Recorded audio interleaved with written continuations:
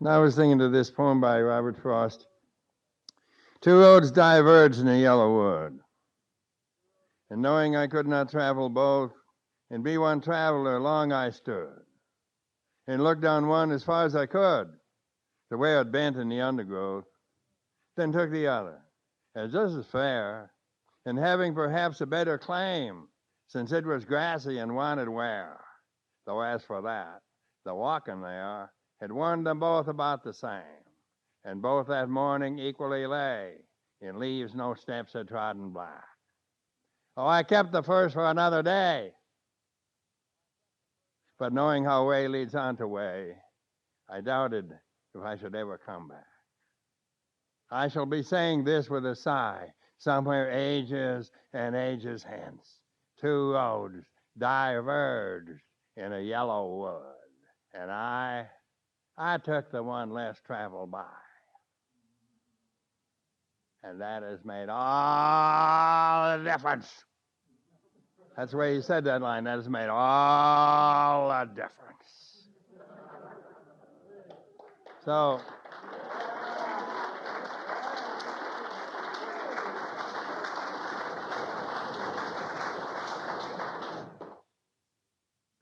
we just have to honor this man. He's a really stubborn guy. The problem is that people don't listen to Frost, you know. He has this incredible voice on him. And another thing that happens when you're looking at poetry, here's what Frost said. I'll tell you this thing. It's an amazing thing for those of you who write poetry. He said this in 1916 in a couple of letters, and he never mentioned it the rest of his life because it was too important. He said, you know,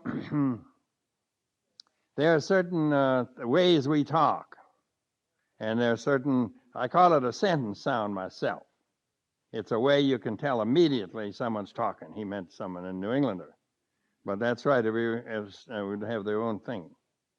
And he said, you know, when you're writing a poem, you got to have that sentence sound in your head. And you got to string your words on that. Now, he says you don't do that. You can tie the shirts together, you know, by the cuffs instead of having a line, but it won't be good for the shirts.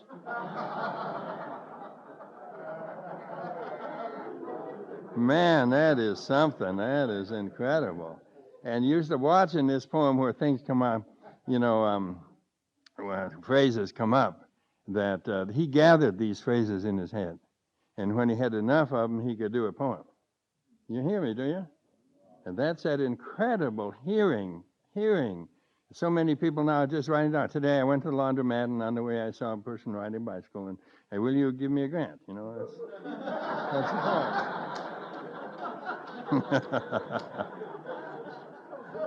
point. Two roads diverged in a yellow wood, and knowing I could not travel both and be one traveler. Good, isn't it? That's that hard choice you make in your 20s, your late 20s. There's two roads. Which one are you going to take? Two roads diverged in the yellow wood, and knowing I could not travel both and be one traveler, long I stood and looked down one as far as I could to where it bent in the undergrowth, then took the other. It's just as fair. You hear that? Just as fair. You can hear an old farmer saying, well, I don't know, the grain of this is fair and this field wasn't that fair. It's just as fair and having perhaps a better claim. You hear that? I got a better claim on this land than you do. And had a better claim because it was grassy and wanted wear. Though as for that, do you hear that? Though as for that.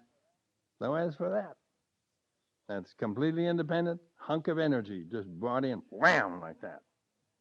Though as for that, the walking there had warned them both about the same, and both that morning equally lay. In leaves no steps had trodden black. Oh, I kept the first for another day. But knowing how way leads on to way, I doubted if I should ever come back. And that's nice. He didn't say, I won't come back. I doubted if I shall ever come back. Well, that's the end of that. I mean, he settled that. I doubted if I should.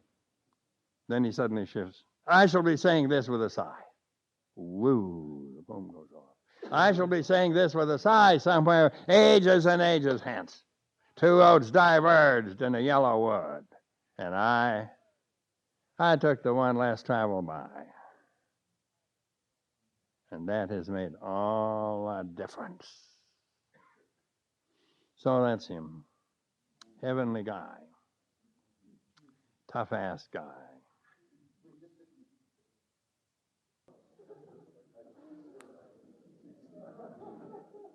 I'm going out to clean the pasture spring. I'll only stop to rake the leaves away and wait to watch the water clear I may. I shan't be gone long. You come too. That's good. I shan't be gone long. You come too. I'm going out to fetch a little calf that's standing by its mother. It's so young, it totters when she licks it with her tongue. I shan't be gone long. You come too. Huh? Beautiful and beautiful, beautiful. And that business of you come too, man, that's something. That is something.